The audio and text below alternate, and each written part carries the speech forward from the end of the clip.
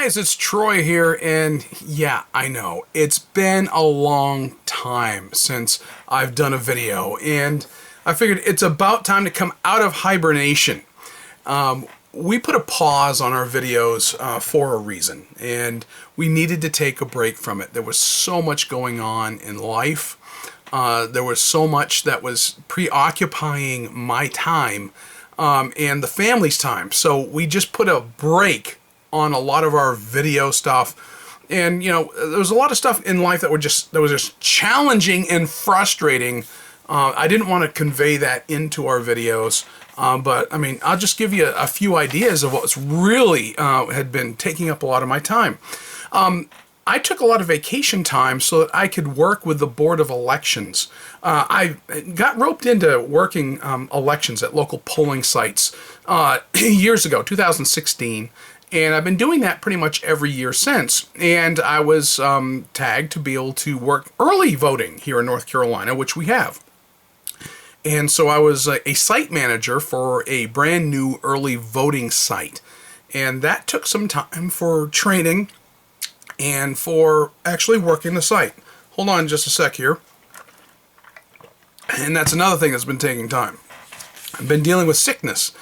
Yeah, I'm just at the tail end of a head and chest cold, so if I pause and if I start to sound scratchy, it's because I've been dealing with a cold and I'm just getting over it. Okay, but anyway, back to the elections thing. So I was actually, working 13 plus hours a day for a period of time. It wasn't so bad. It wasn't something that I objected to. I actually enjoyed the people that I worked with, so I had a lot of time that was devoted to that during this last quarter because I took about 3 months off from doing any videos. You probably have noticed that if you were looking for new videos. So that took up part of my time. I had some periods at work of odd work hours, working overnights, working evenings, early mornings, and to be honest with you, that's already continued some into the beginning of this new year. So, it's just one of those things. You got to deal with it. I'm in the technical end. We were dealing with the declining health of my dog. Some of you may have seen we had Old Slime Dog, and I had Slimy for 15 years. He was a rescue. I took him in and gave him a home, gave him a lot of love, and he had 15 long years here with us in our home. And he was declining in his health, and he just got to the point where we couldn't sustain what he was going through. He was suffering, so we had to have him put down, unfortunately. Here's a picture of Old Slime Dog. As a matter of fact, the very night that we took him to the vet for our appointed time to have Old Slimy euthanized, this is one of the last pictures ever taken of him, and was right there in the vet's office. And, my boys were in mourning. I've still been missing Old Slimy. And definitely our young dog, Brady, has really been missing Old Slime Dog. He still goes to the back door looking for his buddy to come inside. So sometimes when I think he needs to go out, he'll make a rush to the back door, and I'll go with him. I go to let him out, and he'll just look around and no, he's not coming in. So he turns around and walks away. And we're talking, gee whiz, it's been a month or so since then. Of course, you had the holiday period where we got family time. We kept busy during the holidays. My wife and I spent some time even in October trying to get away for a brief amount of time, but we decided to take a vacation. So we had a vacation that was pretty much already paid for, which was good because, along with all the work stuff, I actually ended up taking a pay cut. So these holidays were pretty skimpy as far as I was concerned on my end anyway. But I had a vacation that had already been paid for, but because of COVID, the whole pandemic thing, we had a family cruise that was planned and scheduled, and that got canceled. And then so we rescheduled it for a year after that, got canceled the second time. So we had to refund basically everything that we had back onto some gift cards for that cruise line, and we were able to schedule and take a family vacation where we went to the Bahamas for a very short family cruise. The good news is the credit that we had pretty much paid for everything. And the only thing we didn't pay for was a hotel, the trip down to Miami, and some tips that we had to hand out, meals, that kind of thing, when not on the cruise ship. So that was great.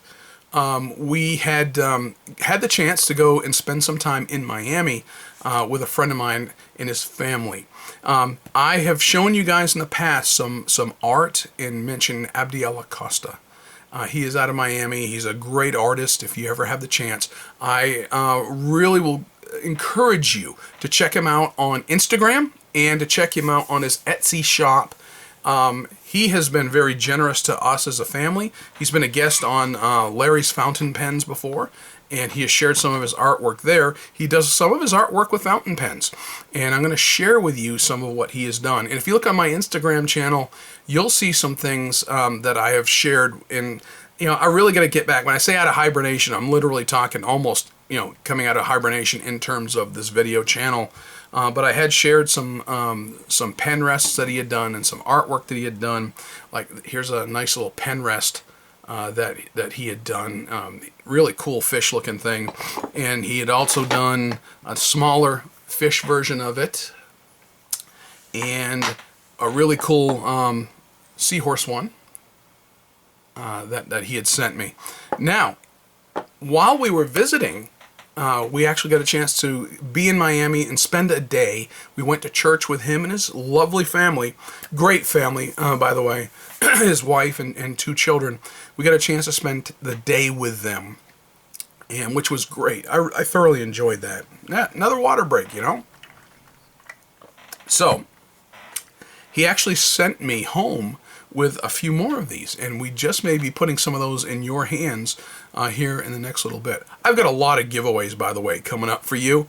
I've been, even though I haven't had a lot of the financial support that I used to be able to have with a work pay cut, I've actually have procured and been in the process of procuring some giveaway stuff, and had some, like my buddy Abdiel had given us some pen rests that maybe put some into your hands as giveaways. I've got some pens along the way that are on the way, and I've got some other pens that I've got just plain for giveaway, whether on this channel or not, and I'll be sharing you with some of those.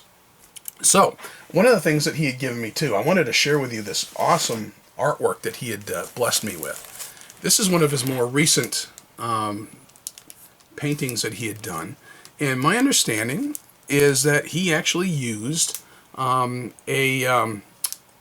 Esterbrook desk set with an extra fine nib to work on some of this. And buddy Abiel, if I'm wrong, correct me on that, but I thought this was the one that you had used some for that Esterbrook desk set with that extra fine nib. But really cool seahorse.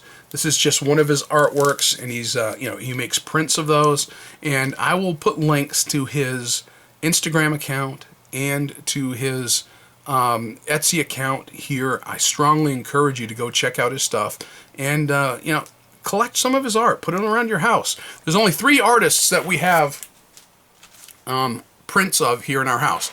Abdiel is one of them.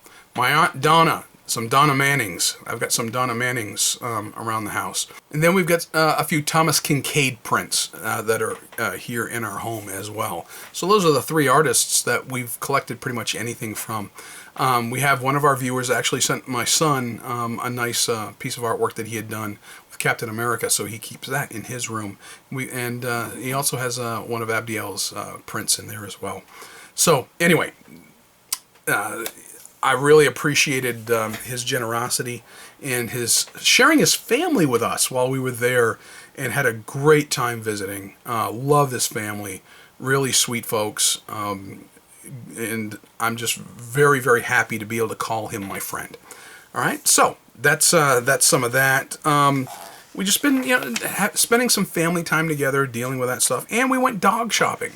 I mentioned about Slime Dog, and Brady has been having a hard time dealing with being the only dog in the home, and Slimy was his best buddy, and they were close. They were really, really close, and we knew that was going to hit him hard.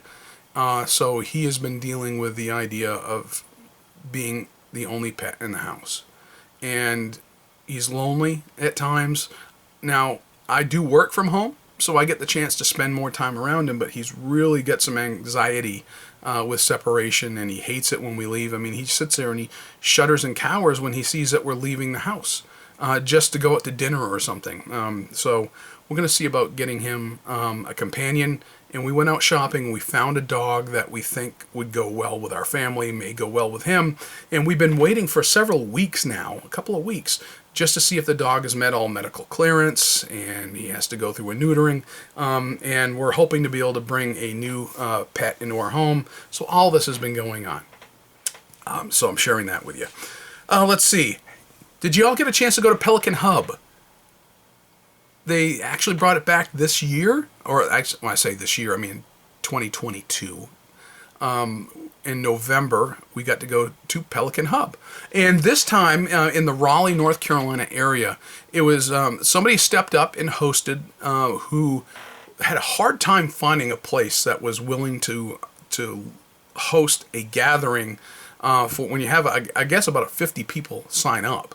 And only about 20 or so showed up.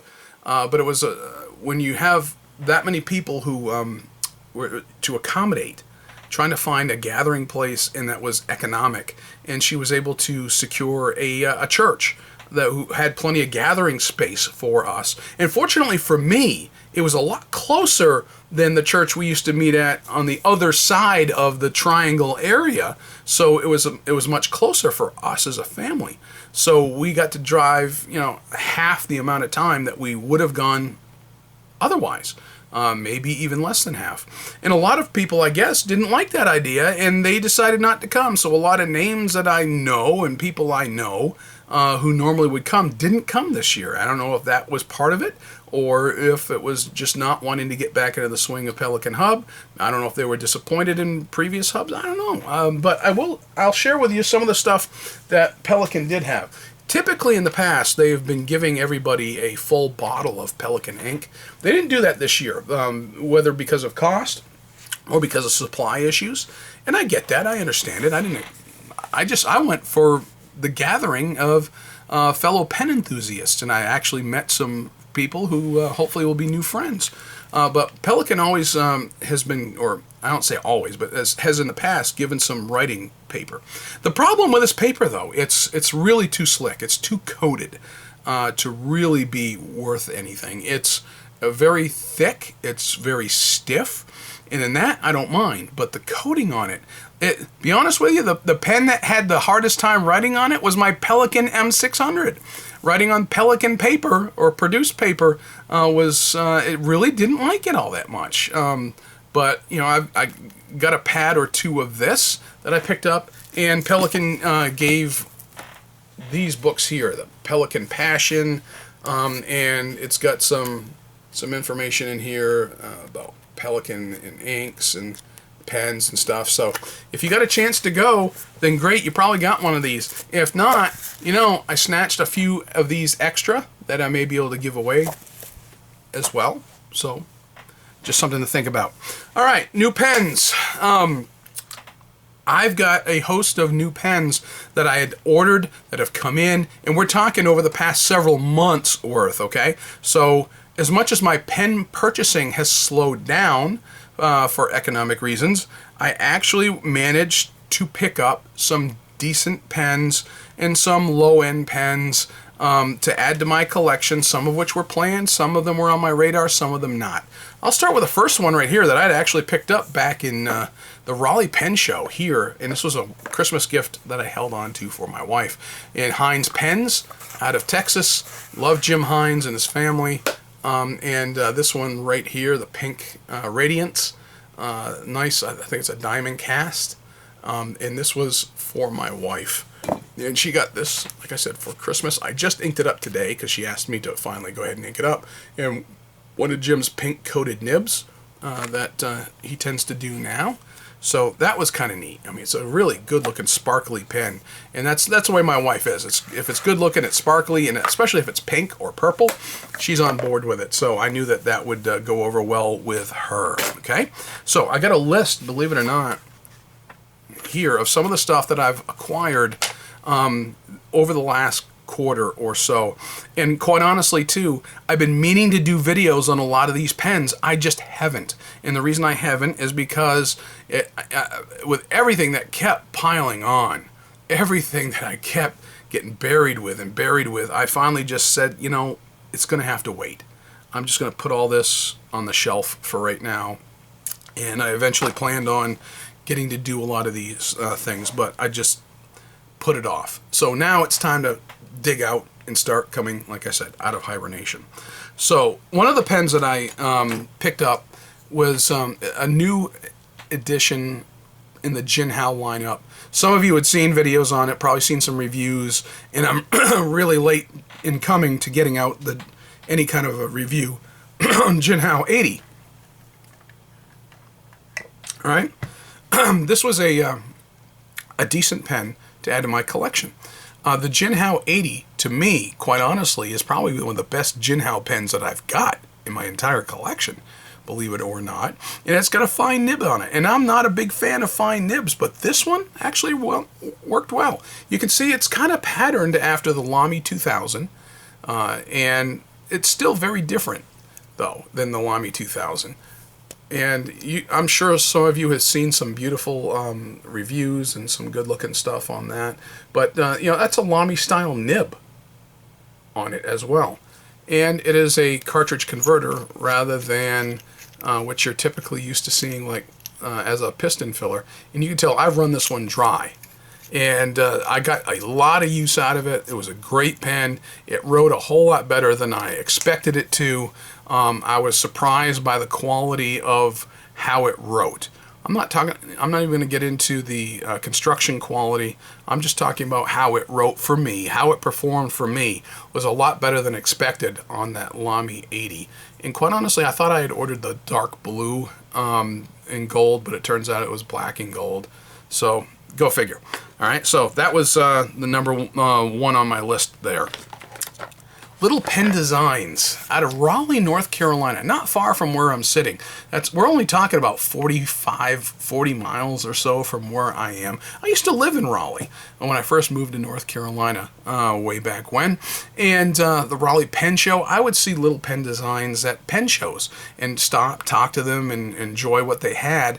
And I never had really made a purchase from them because there were so many other purchases and so many other things on my radar that it gets overwhelming. But I finally went ahead and made a purchase. You can find them on Etsy, and I will put a link to their Etsy site as well. And Instagram, I'll try to put a link to Little Pen Designs on Instagram account. My boys actually have one of these stickers now on their laptops. For some reason, they like to put stickers on laptops, and one of them has decided all these little pen stickers that I get from some of these distributors or manufacturers or even custom designers. They've been taking some of those and putting them on their laptops. So, he's got like a jewelry style box, and there was a velvet pen sleeve, little personalized note, and I'll read it to you. It says, "Hey Troy, thank you for supporting my small business. I hope you enjoy the pen. Happy writing, Joe." And you can tell that it is a Vista. It's got a polished steel nib, and this one here was a Yovo number 6, and I ordered it with a 1.1 stub. And what it really got to me was, look at that, the purple giraffe.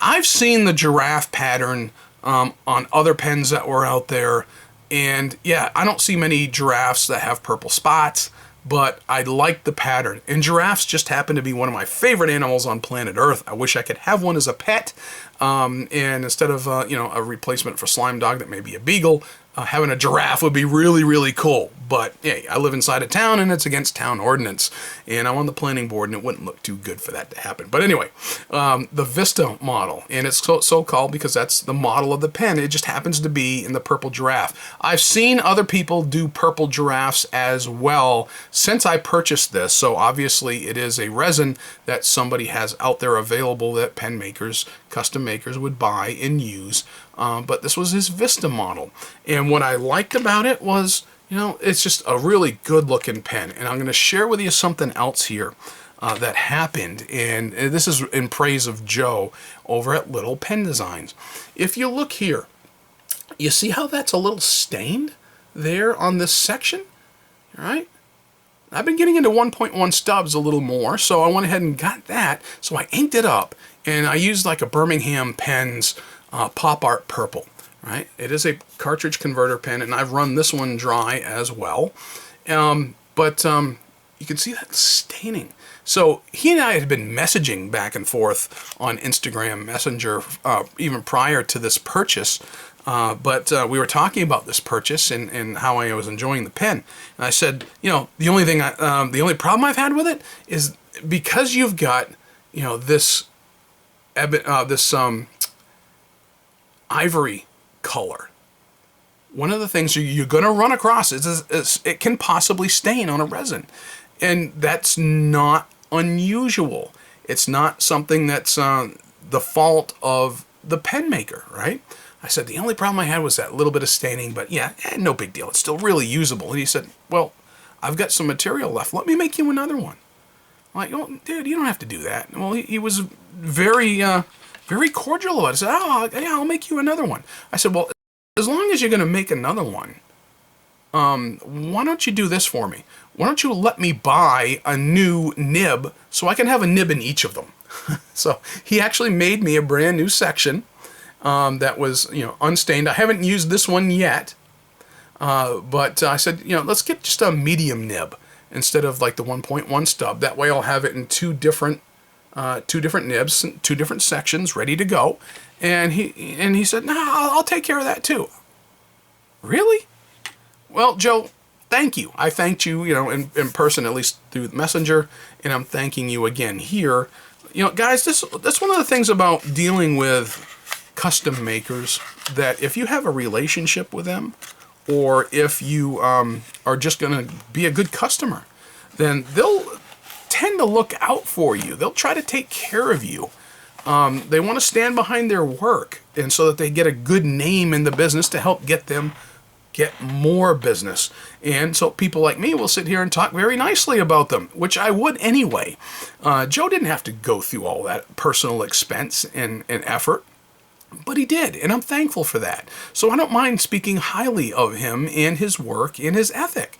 So I'm very happy that he was able to do that. So thank you. I appreciate that greatly.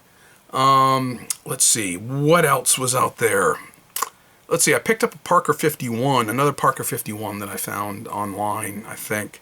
And I've already gone through that, and that's already put up. I won't show you that. Wordsworth in Black.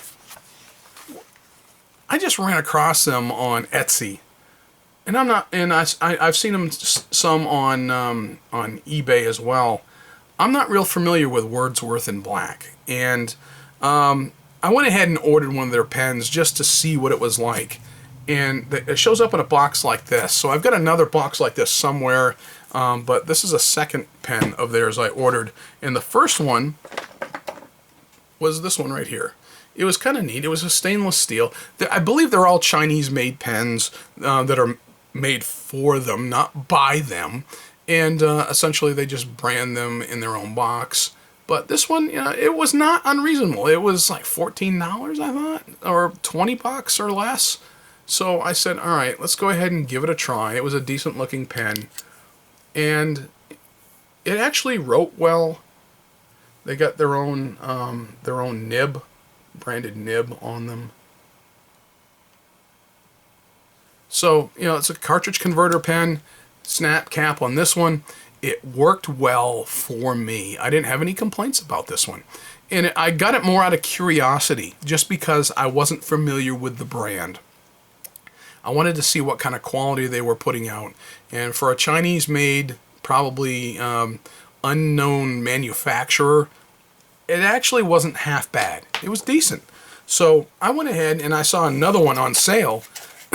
So I went ahead and picked that up too. And had a nicer box, I think, than the other one. And it's got some cartridges. Actually, this is the box that one came in. I've got another one here in somewhere that I ordered. So yeah, that one was the box for it, for that particular pen, but it did come with some cartridges. It's actually probably sitting here behind me on a shelf somewhere. But I ordered a second one that was a much different looking pen. So this one was the Executive Elegance, I guess. And I'll show you the other one sometime. I haven't even documented the other one on my spreadsheet yet or anything like that. So I've got that. Next one I've got, hey, here's an old brand, Schaefer. It'll be interesting to see where Schaefer goes, because Schaefer was just recently sold off to an Indian company. So they'll be manufactured and distributed out of India. This was one that I picked up, Pen Hero, penhero.com, or and then I know he's got the Pen Hero store. So I've ordered a bunch over the years from Jim over at Pen Hero, who's also in the Raleigh, North Carolina area. So when it got shipped, it was like the next day it showed up here. So this particular one, I figured, why not? Apparently, Schaefer, sorry guys, yeah, still dealing with a little bit of spooge here and there.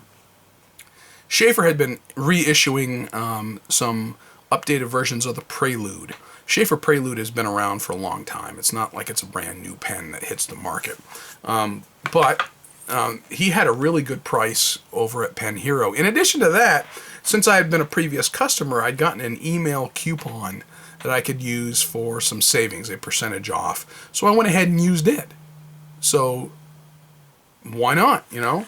So I went ahead and ordered it, and I got it fairly inexpensively. I'm talking, what, 14 bucks? I'd have to go check, and maybe I'll find the receipt here, and you'll see it by the time I do production.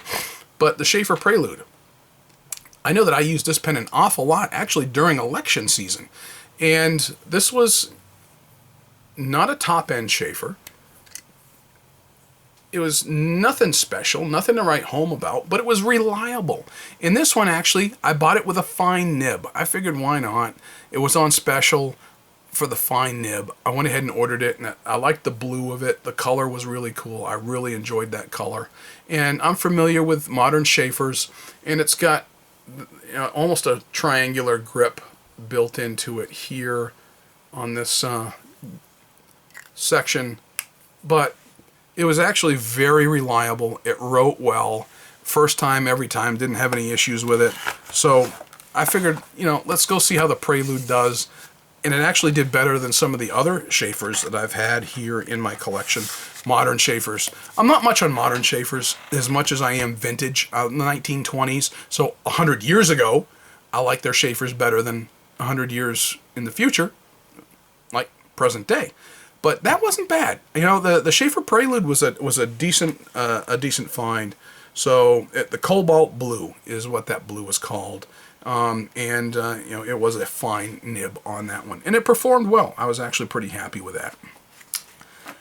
There was one pen that was on my wish list for a while, and I had tried the King of Pen version of this. But I wanted a Sailor 1911, which my son has a 1911. I've got a 1911, actually a Prophet, which was what they called it in, I believe, the Japanese release. But the Sailor 1911, I didn't like the standard size. A little too small for me. The King of Pen was not bad, and I'd done a video on that and shared that a long time ago. But one of the best colors that I liked was the Stormy Seas. So I held out until I could find a 1911 large. The 1911 large was going to be one that I thought I was going to like a whole lot better in terms of the size for me. The 1911 standard was just a little too small. King of Pens, as much as I like oversized, maybe it was just a little too oversized in the way it fit in my hand. I figured maybe one step down would do it, and I found this from Peyton Street Pens. One of the things about Terry over at Peyton Street Pens, not only does she end up with vintage pens, I bought from her a lot, modern pens occasionally, and I've been able to snatch some up from her that are modern, and this was one of them that I managed to get. I held out until I found a 1911 large in the Stormy Seas, which is no longer produced in that color, but it's my favorite color, so I held out for it. Now, the nib that it came with was a hard medium fine, HMF. Forget Samuel L. Jackson and how he would interpret that. Hard, medium fine. And I was a little disappointed in the nib. It was reliable. And for me, you know, I have yet to find a Sailor nib that I've absolutely loved. I know people who tout Sailor nibs as being superior, some of the best out there. Me personally, I'm not a huge Sailor fan. I just, every single Sailor that I've tried, just not a real big fan of their nib. Love the size pen. I love the feel. This, no matter what I did, it was still a little scratchy for me. And I was hoping that I would like it. A hard, okay, fine. I don't need a semi-flex. I don't need a softer nib. But the medium fine, okay, I figured I would deal with that. But it just seemed, like I said, just a little on the scratchy side. I tried to do a little nib work on it to try to smooth it out just a little. I got it a little bit better, but still not to my personal liking. But still not a bad pen. And yes, it was reliable. And yes, I wrote it out. I mean, I'm out of ink on this. I used it extensively, a lot of letter writing. That's one thing I did keep up with even during my hiatus, was all my pen mail literally in letter writing. I still kept up with all my pen pals, and I did a lot of paperwork, and I kept using fountain pens. I haven't lost that passion at all. I mean, I'm still in digging pens, and I'm just having to be a little more choosy nowadays. You know, there's some things I'm not going to be able to do. For instance, coming up this week, the end of this week is the Philly Pen Show, the Philadelphia Pen Show. I want to be there. I really want to go. And I love the city of Philadelphia and its historic value. I enjoyed my trip there, but much as I want to go, it's not really in my budget. Now, here is one I splurged on, though. I did splurge on this. And this is one that I had seen at the DC show. Pininfarina. It's an Italian brand, and it is one that I saw on a table, and it wasn't it was for sale, and you could touch it and play with it if you wanted. And I went ahead and I passed on it. And I just said, there's just no way. Not with everything else that's in my budget. But the PF2, PFTWO is the model. All right, the PF2. I picked this up from Frank over at Federalist Pens. If you guys have never purchased from Frank, federalistpens.com, then I strongly encourage you to. But this was one that, like I said, I splurged. I had just a little extra money, and I figured, why not? This is something that I want, and it's for me, for nobody else but me. So it came in kind of an aluminum case. I thought that's a little different. No instructions, no nothing. But actually, there was an instruction book I eventually found with it. That's around here somewhere. But the PF2 and the end comes off here. Now, I look at this and I'm thinking, boy, it reminds me of having to go through an MRI and going headfirst into an MRI machine. I wasn't claustrophobic until that. But that's where, instead of an open up pen case, the end comes right off. And this just slides out. The FP2, I really enjoyed the slick look of this. It's aluminum. It's indestructible. I could run over it with my car. And I love the angle that they got here. Nice and round to a nice angle over here. It was kind of neat with the clip. You just press down on the finial here up at top. You press down and that clip will extend. I like the angle here. It breaks at an angle, so it pulls off. Then it's got a magnetic clip, or a magnetic closure. Look, That's a magnet pulling these two together. So it's a slip cap, but it's magnetic. And when you look at the barrel and how it connects in with the section, well, that section just kind of screw that off, and the section's perfectly round. And I've had this inked up several times. And they put a Yovo nib into it. So that's the only thing, is they don't make their own nibs for it. The other thing that I didn't like, no matter what I do, I can't get that nib in this part right here to line up perfectly. It's going to be always off a little center, no matter how many times I've tried to screw that back on together. Just one of those little, yes, I can be a little anal about that, but it's just one of those things that I didn't like about it, is that aesthetic right there. But it's a good writing pen. It's been smooth, it's been reliable. I've been able to use that a lot. And like I said, I've gone through several inkings of that, so I'm just going to throw it back in here. And it does still have a lot of ink. It was my pen of the day just the other day. I really need to get back in the business of doing my pen of the day stuff on Instagram. I just haven't done it. Like I said, Hibernation. Hey, here's another one. Antique Digger. My buddy over at Antique Digger. He had a rummage sale months and months ago, a lot earlier in 2022, and thrown in there was an old grungy, beat up, nasty looking pen that he just got rid of, and that was actually the first pen I grabbed out of that lot.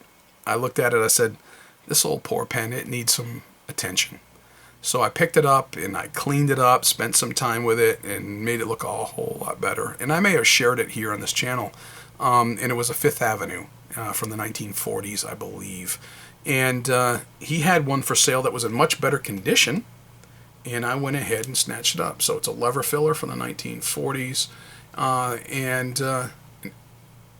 There you go. Look at that. It's a good looking pen. It's a little different than most other Eversharps. So let's go ahead and pull it off. All it is just a slip cap. You get that cap ring, you know, this little ring right here. And you look at it, it's very different. It's kind of a hooded nib to it. But you see it's angular right there. And it actually writes with a fairly broad line to it. What I found on this one though, you almost have to write with it cocked a little bit, so it's got a sweet spot where it wants to write, and it's not perfectly perpendicular to the page when you go to write with it. But there's its nib there, and I've run this out of ink, so this one's empty. And I was going to do a video on it, but you know, I ran out of ink before I actually did the video, and you know, Hibernation. So that was pretty cool. Hey, here's another Eversharp that I picked up. I really like the Wahl Eversharp Doric, and I picked up one of these fairly cheap. I was surprised the price that I got this for. The modern Doric is a great looking pen, and I've seen them at pen shows. I've seen them for sale. I picked them up, played with them. They're oversized. They're a lot bigger than the vintage Dorics from, you know, the early 1900s. I wanted a vintage Doric, and I refrained from buying ones that I'd seen, mostly because of price. So when I found this one here for a half to a third of what I've seen others, and actually I picked this one up Pen Realm, where I found this, and I don't know why he had it so cheap, but the multifaceted look on it, and that's a gorgeous looking pen right there. And I went ahead and snatched it up. I said, hey, at that price, it's mine. It's got that nice vintage nib to it. It wrote really, really well. I liked it. Ran it out of ink. So I haven't done a video on it. And I haven't refilled it. So I need to go clean that one out. Really, really like that one. Let's see, what else have I got? Asveen. You've probably seen some of the Asveen pens that I've shown before, actually, on this channel. And it's a name of a family-owned company. And it is an Asian company, and they had this nice water drop overlay over some of their pens that got to be real popular. That was a almost like a power vac filler. Well, they have this one that I found fairly inexpensively online, and it was a P30 but it is, that's the model number, but it's a piston filler. If you look right here, it's got a nice piston to it, and I filled this one with brown ink. So I think that's Waterman Absolute Brown. And I thought it kind of matched that bronze color that it's got right there. It's not a bad pen. I mean, it's not the best that I've written with. This nib does okay. It is not scratchy. It's fairly smooth. It's not as consistent as I thought it would be, because sometimes it'll write a little bit light, and it'll write a little bit darker, but it's still fairly reliable in that it's worked first time every time that I've used it so far, and it has a really good size ink capacity. I mean, I've used this an awful lot, and it's still got a lot of ink in it. So it's not bad from what I've run across. It doesn't feel bad in the hand. It's actually halfway decent to use. But I just found sometimes it writes a little lighter than others, and I don't know why. It's just one of those bizarre things as I've been writing. It suddenly will go a little lighter and then go back to being like a nice normal line. So I haven't done any nib work on it or anything like that, because it's been just something you notice, not something that's a put off, if that makes any sense to you. Let's see, what else have I got? Hey, here's one that I picked up for just a couple of bucks online that I haven't even opened yet. An old Papermate Ninja fountain pen. It's still in the package. I haven't even taken it out of the package.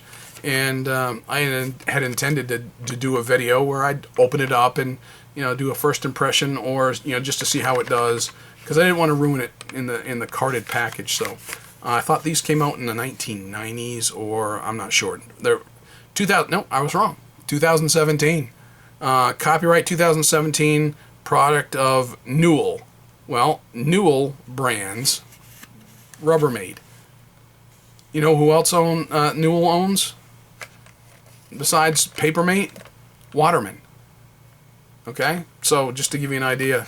And besides Waterman, they also own Parker. Waterman, Parker, and Papermate are all owned by Newell. So I saw that. I figured for a couple of bucks, why not? Let's give it a shot. A couple other pens I picked up just for giveaway. Waterman Laureate. Not that I really needed one. I've already got one. But I pick up from time to time when I find pens fairly inexpensive that are really good bargain, or a good value. I pick them up just for the purposes of giveaway. And that's probably what this Waterman Laureate is going to be for. Let's see, what else? Yeah, actually. This one here, I gotta kind of... That's a nib I took off from one of my Lamy pens, and I picked up some Lamy 1.1 stub nibs, a couple of them, just so I can see how they perform, knowing that Asian-made nibs typically are going to run a little narrower, and they are Asian-made. So I took one off from a pen that takes a Lamy-style nib, and I put my 1.1 stub on it, just to see how it would do. So I've got a couple of Lamy 1.1 stubs. Now, American-made nibs. Here's one. I regret buying this one, and the reason I regret buying it is because, you know, I like both brands. This is an Esterbrook, right? A nice, beautiful 1940s circa lever filler, and I love Esterbrooks in that they're American-made, they're simple, they're reliable, they have a plethora of nibs, and I love the idea that they did the removable nibs that you can just screw out and screw in.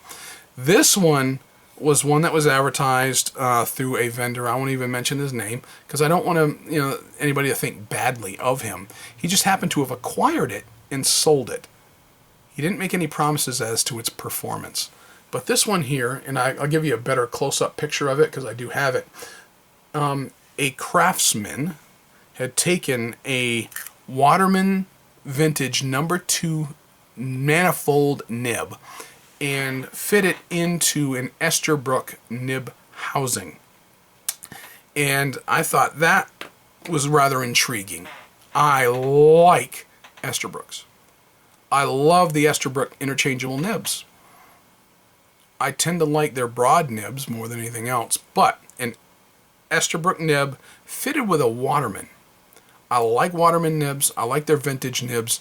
I like their number 2 nib just fine. And I like, unlike a lot of other people, I actually like manifold nibs.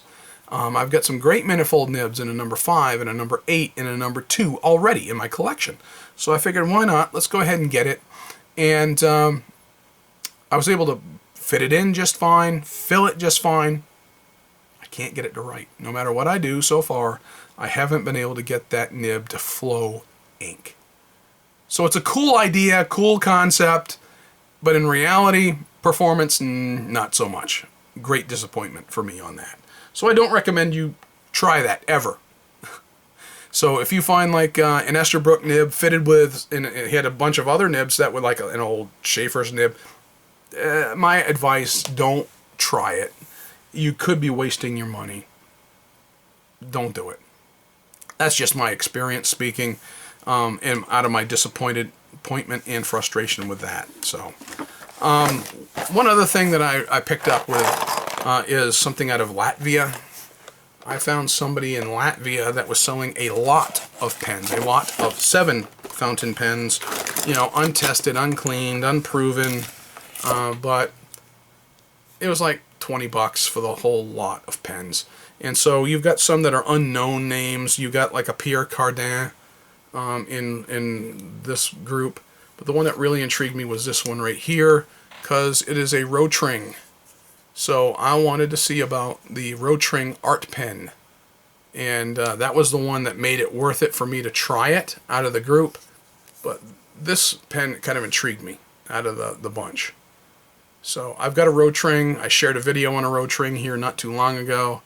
And this is the one that made me say, for that price, you know, these will end up being giveaway pens. I always keep a second pen with me with my daily carry. I've got a 2-pen case that I keep that always has a pen and a second.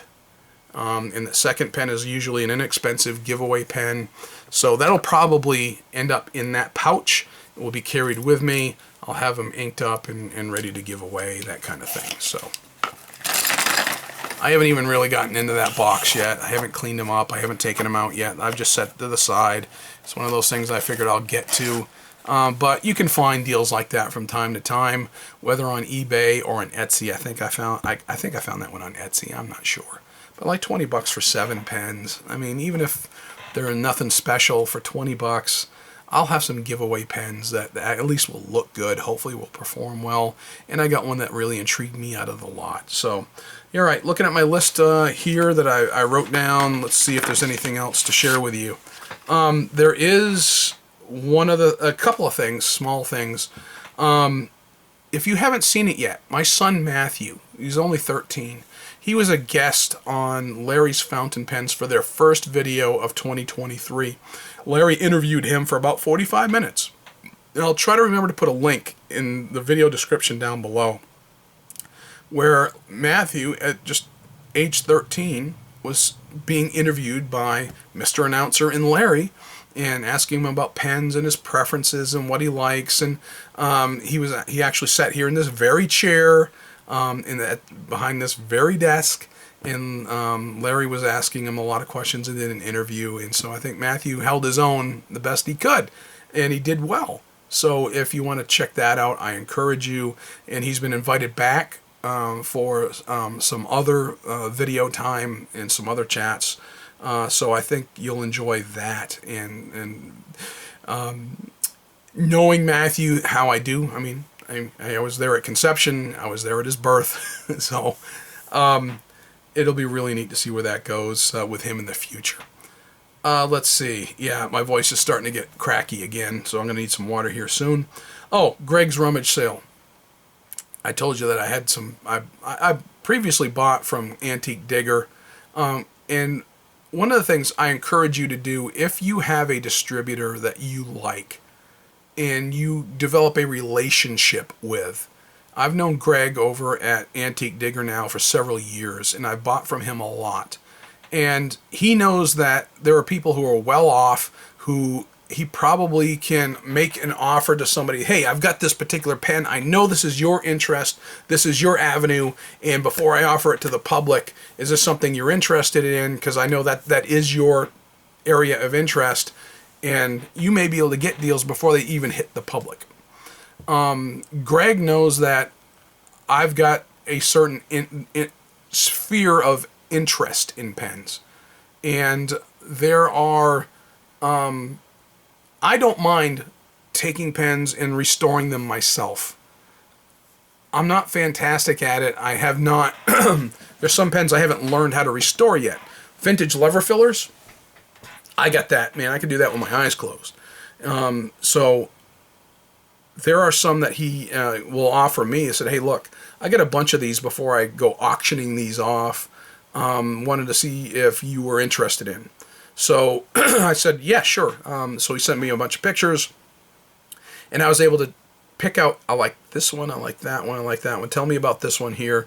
So coming, I've got a Mont Blanc. I've got a couple Waterman Filiuses. Not that I need a Waterman Filius. I've got a drawer full of them, but they'll probably be for giveaway.